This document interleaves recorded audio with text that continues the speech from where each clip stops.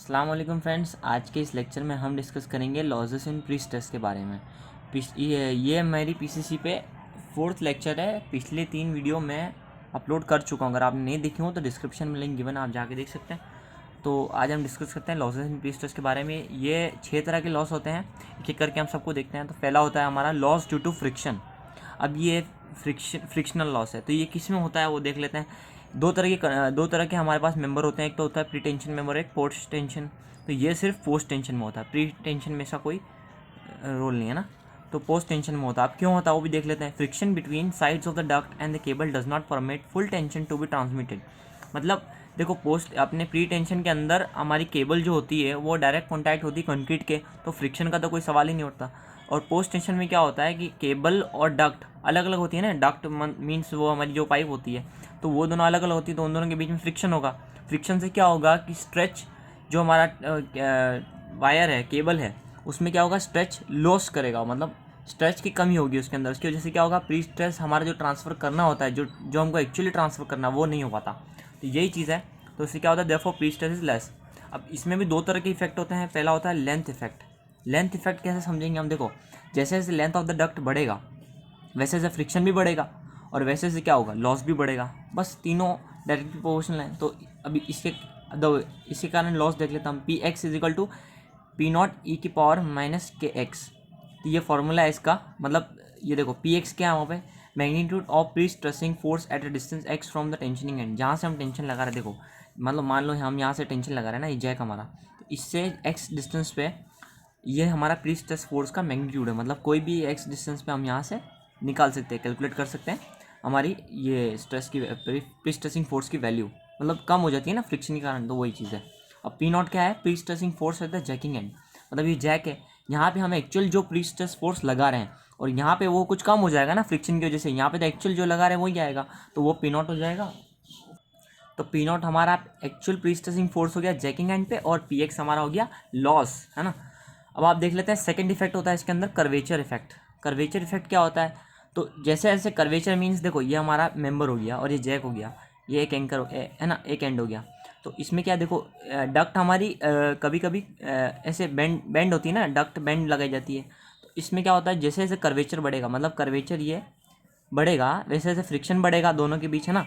Cable और duct के बीच में फ्रिक्शन बढ़ेगा, तो उससे क्या होगा, लॉस ज़्यादा होगा। जितना ज़्यादा फ्रिक्शन उतना ज़्यादा लॉस।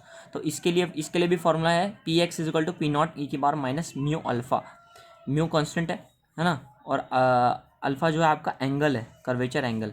तो इसमें भी आप किसी भी एक डिस्टेंस एक्स पे कैलकुलेट कर सकते हैं प्री स्ट्रेसिंग फोर्स की वैल्यू। तो ये अब देख लेते हैं इन दोनों का कंबाइन इफेक्ट, मतलब फ्रिक्शन जो है, और फ्रिक्शन में लेंथ और कर्वेचर दोनों का कंबाइन इफेक्ट क्या होता है। तो combine effect due to both, तो क्या होगा, फ्रिक्शन लेंथ इफेक्ट के लिए ये फॉर्मूला हमारे पास, P X is equal to P naught E की पावर माइनस के एक्स, और हमारे लिए कर्वेचर का ये P X is equal to P naught E की पावर म्यू अल्फा। तो दोनों का कंबाइन इफेक्ट देख लेते हैं हम। तो कंबाइन इफेक्ट दोनों का क्या होगा, तो पी एक्स की वैल्यू क्या होगी, पी नॉट ई की power minus K X plus mu x. अब ये तो हो गई आपकी at a distance x friction magnitude of prestressing force. अब आप देखते हैं स्ट्रेस लॉस क्या आ रहा है ना। हम वही पढ़ रहे हैं, लॉस ड्यू टू फ्रिक्शन। तो इसमें स्ट्रेस लॉस कितना होगा, तो देखो पी एल, मतलब स्ट्रेस लॉस्ट, जितना स्ट्रेस हमने लॉस किया, खोया, तो वो क्या होगा, इनिशियल माइनस जो भी है ना। तो इनिशियल हमको पी ओ लगाना है, और हमारा लॉस कितना हो रहा है, पी एक्स, तो बचा कुचा बच जाएगा ना। तो P L is equal to P naught minus P naught E की power minus K X minus mu X. तो पी एल इजिकल टू, तो कितना लॉस हो रहा है ना, ये इनिशियल और ये जितना हमको मिल रहा है, तो दोनों में जो डिफरेंस होगा वो लॉस कहलाएगा। तो P L is equal to P naught common आ जाएगा, तो 1 माइनस ई की power minus K X plus mu X, minus common हो गया ना, तो ये चीज़ हो गई। अब ये फॉर्मूला निकल गया आपका stress loss due to friction का। अब आप देखो वेयर के इजिकल टू, के जो है आपका वो है फ्रिक्शन कोफिशिएंट, जो कि वॉबल फ्रिक्शन कोफिशिएंट कहलाता है, और म्यू जो है वो है coefficient of friction between cable and duct. जो केबल और डक्ट है आपकी, जो डक्ट और केबल है, उसके बीच का जो कोफिशिएंट, उसके बीच का जो फ्रिक्शन कोफिशिएंट है, वो आपका म्यू है। और अल्फ़ा मैंने बता ही दिया आपको, curvature angle in radian means इस डक्ट का जो भी एंगल बन रहा है, मतलब यहाँ पे भी इसका सेंटर आएगा, वहाँ पे जो एंगल बन रहा है सेंटर पे, वो हो गया आपका कर्वेचर एंगल। तो सेकंड देख लेते हैं, ये तो हो गया हमारा ये जो फ्रिक्शन लॉस। अब आता है सेकंड आपका loss due to anchorage slip, मतलब एंकरेज स्लिप के कारण जो लॉस हो रहा है।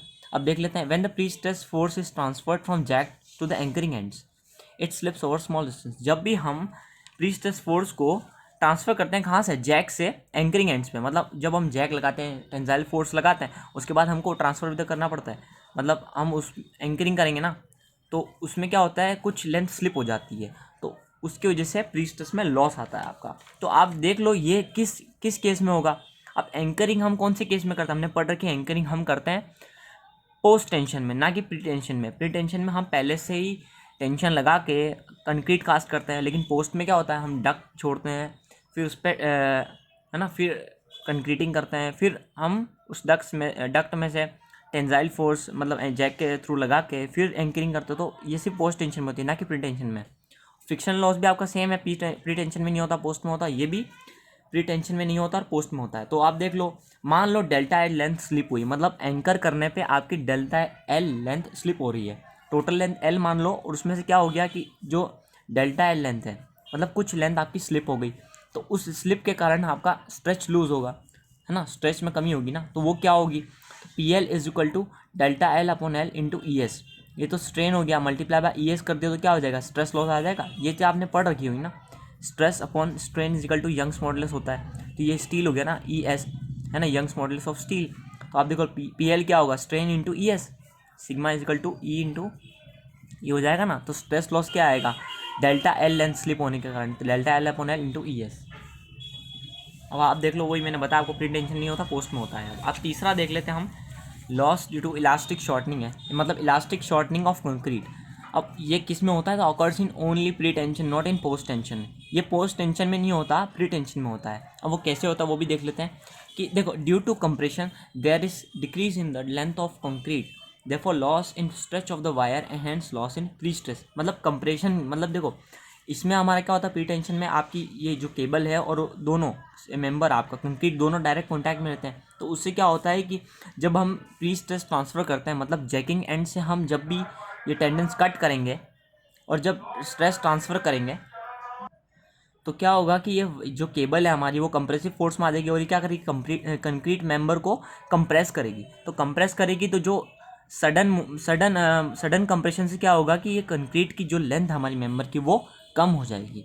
तो ये सिर्फ प्री टेंशन में ही होता है ना, पोस्ट टेंशन में नहीं होता है। तो इसमें क्या होगा, मान लो हमारी लेंथ टोटल एल है और इधर delta L by two length कम हुई कंक्रीट की, उधर भी डेल्टा एल बाई टू, मतलब टोटल डेल्टा एल कम हुई, और इधर डेल्टा एल बाई टू, इधर डेल्टा एल बाई टू। तो हमें क्या निकालना है कि स्ट्रेन, हम देखते हैं कि कितनी चेंज हुई लेंथ हमारी कंक्रीट की, तो डेल्टा सी हम निकालेंगे। तो डेल्टा सी क्या हो जाएगा, P L upon A E C. अब ये कहाँ से आया, आपको मालूम है, यही sigma upon E is equal to E, इसी फॉर्मूले से आया। सिग्मा होता है हमारा पी अपॉन ए, स्ट्रेन होता है हमारा डेल्टा एल अपॉन एल हो जाएगा, तो एल ऊपर चला जाएगा, तो ये हुआ ई की क्या आई, तो इसी को अगर अरेंज करें तो ये हो जाएगा। तो delta C is equal to P L upon A E C. अब ई सी क्या है, यंग्स मॉडुलस ऑफ कंक्रीट के लिए, तो डेल्टा सी आ जाएगी हमारी। अब इससे हम एल को इधर ले आते हैं, तो डेल्टा सी अपॉन एल क्या हो जाएगा, P upon A E C. अब इसी को मैं वापस सिंप्लीफाई कर लिखूँ तो डेल्टा सी अपॉन एल क्या हो जाएगा, एफ सी अपॉन ई सी। एफ सी क्या, पी अपॉन एल क्या बन जाएगा, स्ट्रेस हो जाएगा ना, स्ट्रेस इन कंक्रीट, तो stress in concrete upon E C. तो delta C upon L value आई, स्ट्रेन की वैल्यू आई कंक्रीट में, F C upon E C. अब आप देखो, ये तो स्ट्रेन की वैल्यू आई कंक्रीट में। अब हमको क्या करना है कि स्ट्रेस लॉस निकालना है, किसके मतलब किसके वजह से, तो कंक्रीट की जो लेंथ कम हुई है उसकी वजह से हमको इस स्टील वायर में स्ट्रेस लॉस निकालना है। तो स्ट्रेस लॉस क्या होगा, पी एल, हमको वही निकालना ना, तो वो क्या होगा, strain into E S. E S क्यों, क्योंकि देखो आपका स्ट्रेस किस में कम होगा, स्टील में तो कम होगा, तो E S young's modulus of steel आ गया। तो पी एल क्या है, लॉस, तो ये ई हो गया। ई किसका आएगा, ई इसका आएगा, किसका, कंक्रीट का। तो ई कंक्रीट का और ये ई एस स्टील का, है ना। और लॉस काय में हो रहा है, स्टील में हो रहा है, आपके स्ट्रेच स्टील में लूज हो रहा है। तो पी एल इजिकल टू क्या हुआ, जो डेल्टा सी अपॉन एल आपने स्ट्रेन निकाला कंक्रीट के लिए वही यहाँ पे रख दो, तो delta C upon L multiply by E S. तो ये हो जाएगा एफ सी अपॉन ई सी, अपने यहाँ से निकाला ही था, मल्टीप्लाई बाई ई एस। ये हुआ loss of stress due to strain in concrete, है ना, ये स्ट्रेस लॉस है due to strain in concrete. अब आप देखो पी एल बन जाएगा F C is equal to E S upon E C, और ई एस अपॉन ई सी को हम एक नया कॉन्स्टेंट लिखते हैं एम, तो P L is equal to M F C हो गया। तो P L is equal to M F C हुआ, ये स्ट्रेस लॉस इन स्टील आया ना, due to elastic shortening of concrete. तो ये हो गया P L is equal to M F C, जहाँ पे एम क्या है, ई अपन ई सी, तो ये हो गया आपका थर्ड लॉस। अब आपका फोर्थ लॉस होता है loss due to shrinkage of concrete. अब ये क्या होता है, अकर्स इन बोथ, ये है टाइम डिपेंडेंट, है ना, ये टाइम डिपेंडेंट है। तो इसमें क्या होता है कि ये अकर्स इन बोथ, दोनों में होगा। अब वो 3 थे उसमें अलग अलग था, डिफरेंट केस था, इसमें क्या होगा कि ये दोनों में अकर होगा क्योंकि ये टाइम डिपेंडेंट है। तो श्रिंकेज ऑफ कंक्रीट तो दोनों में होगी। तो देखो क्या होता है, there is contraction due to drying of concrete. जब भी हमारी कंक्रीट सूखती है तो वो क्या होता है, उसमें कॉन्ट्रैक्शन होता है, मतलब कॉन्ट्रैक्ट करती है वो, तो श्रिंकेज स्ट्रेन अकर्स, तो श्रिंक करेगी हमारी कंक्रीट, है ना, श्रिंक होगी, तो उससे क्या होगा, श्रिंकेज स्ट्रेन भी आएगा, occurs due to which there is loss in stretch of wire. अब कंक्रीट की लेंथ कम होगी तो क्या होगा, स्ट्रेच, जो वायर की स्ट्रेच है हमारी जितनी देनी है हमको वो तो कम हो जाएगी ना टाइम के साथ साथ, तो वो स्ट्रेस लूज़ करेगी और मतलब स्ट्रेच लूज़ करेगी और हमारा प्री स्ट्रेस क्या आएगा, अल्टीमेटली कम हो जाएगा टाइम के साथ साथ। तो ये दोनों में अकर होता है। आप देख लेते हैं प्री टेंशन के लिए, प्री टेंशन के लिए हमको IS कोड बोलता है कि मैक्सिमम स्ट्रेन की वैल्यू होती है आपकी 0.003, ये कंक्रीट के लिए है ना, मैक्सिमम स्ट्रेन इन कंक्रीट इतना होता है श्रिंकेज। तो क्या होगा, PL की वैल्यू हम निकाल सकते हैं इजीली, E इंटू ES करके, है ना। तो मालूम है ना हमको, stress is equal to E into Young's modulus of elasticity. तो ये हो जाएगा 3 इंटू 10⁻⁻⁴ मल्टीप्लाई बाय 2 इंटू 10⁻⁵। हमको ES मालूम ही होता है ना, 2 इंटू 10⁻⁵ फिक्स्ड वैल्यू है, 16 न्यूटन पर mm स्क्वायर या मैंने निकाल ली वैल्यू। तो आप देख लेते हैं पोस्ट टेंशन के लिए। पोस्ट टेंशन में क्या होता है, PL जो होता है आपका स्ट्रेस लॉस, वो क्या होगा 0.002 upon log 10 into log 10 T+2 into ES। अब ये जो वैल्यू है, ये वाली, ये आपकी है E, मतलब स्ट्रेन की वैल्यू। तो यहाँ पे 0.003 थी ना, यहाँ पे स्ट्रेन कितना आ रहा है 0.002 अपॉन log 10 T+2, उसी को मल्टीप्लाई अगर ES से कर दें तो हमारा स्ट्रेस लॉस आ जाएगा ना, E को मल्टीप्लाई करते ES से तो स्ट्रेस लॉस आ जाएगा ना हमेशा, तो वही। और यहाँ पे T क्या है, age of concrete in days, जो आपकी कंक्रीट है उसकी एज है, मतलब उम्र है डेज में, कितने दिन हुए, उस हिसाब से हम स्ट्रेस लॉस कैलकुलेट कर सकते हैं पोस्ट टेंशन के लिए। और प्री टेंशन में तो हमको मालूम है फिक्स होती है, और ये पोस्ट टेंशन के लिए हो गया। अब अगला देखते हैं हम, loss due to creep of concrete. अब क्रीप ऑफ कंक्रीट आ जाती है, पहले हमने पढ़ लिया श्रिंकेज ऑफ कंक्रीट, अब हम पढ़ेंगे क्रीप ऑफ कंक्रीट। क्रीप क्या होती है, creep means time dependent increase of deformation under permanent या सस्टेन्ड लोड। मतलब ये टाइम डिपेंडेंट डिफॉर्मेशन है, जो कंक्रीट है हमारी वो टाइम के साथ साथ क्या होगी, डिफॉर्म होगी, मतलब धीरे धीरे धीरे धीरे डिफॉर्म होती रहेगी वो कंक्रीट अंडर परमानेंट लोड। मतलब उस पर लोड अगर आ रहा है तो वो क्या होगा, कुछ टाइम बाद वो मतलब कुछ डिफॉर्म होती रहेगी टाइम टू टाइम, तो क्या होगा, वो उसे क्रीप बोलते हैं। तो due to creep the pre stress in tendons decreases with time. तो क्या होगा, क्रीप जब है तो उससे क्या होगा, प्री स्ट्रेस जो होगा ना टेंडेंस में वो डिक्रीज होगा टाइम के साथ साथ। अब आप देखो ना, डिफॉर्मेशन हो रही है, मतलब जो आप टेंसाइल स्ट्रेस जो आपने लगाई थी वो कम हो रही है ना, तो उससे क्या होगा, टाइम के साथ साथ आपकी प्री स्ट्रेस भी कम होगी। तो हम देख लेते हैं PL, इसके लिए लॉस क्या होती है, तो PL is equal to creep strain into ES। अब हमको मालूम है स्ट्रेन इंटू ES करने पे लॉस आ जाता है, तो यहाँ पे क्या है, क्रीप स्ट्रेन इंटू ES। अब आप क्रीप स्ट्रेन की वैल्यू कहाँ से निकालेंगे, तो इसके लिए होता है क्रीप स्ट्रेन डिवाइडेड बाय आपकी जो लॉन्गिट्यूडनल स्ट्रेन होती है इजिकल टू थीटा होती है ना, ये कांस्टेंट वैल्यू है। तो क्रीप स्ट्रेन अपॉन E होती है आपकी थीटा, तो क्रीप स्ट्रेन की वैल्यू यहाँ से क्या निकल के आएगी, E इंटू थीटा। तो PL क्या हो जाएगा, इसको यहाँ पे सब्स्टिट्यूट कर दो, तो PL is equal to E theta into ES हो जाएगा। अब इसकी वैल्यू हमको तो मालूम ही है E की, FC upon EC, FC upon EC कैसे निकाला आपने, तो E देखो क्या होगा, डेल्टा C अपॉन L ही होता ना, स्ट्रेन इन कॉन्क्रीट निकालना हमको, डेल्टा C अपॉन L, और ये FC अपॉन EC है, ये भी हमको मालूम, हमने कहाँ से निकाला था, देखो इलास्टिक शॉर्टनिंग में निकाला था ना, delta C PL upon AEC करा, उसके बाद डेल्टा C अपॉन L की वैल्यू अपना FC अपॉन EC निकाली थी, तो वहीं से आया ये। तो FC अपॉन EC निकाला और यहाँ पे ये रख दी, वैल्यू पुट कर दी, तो क्या आएगा, FC upon EC into theta into ES।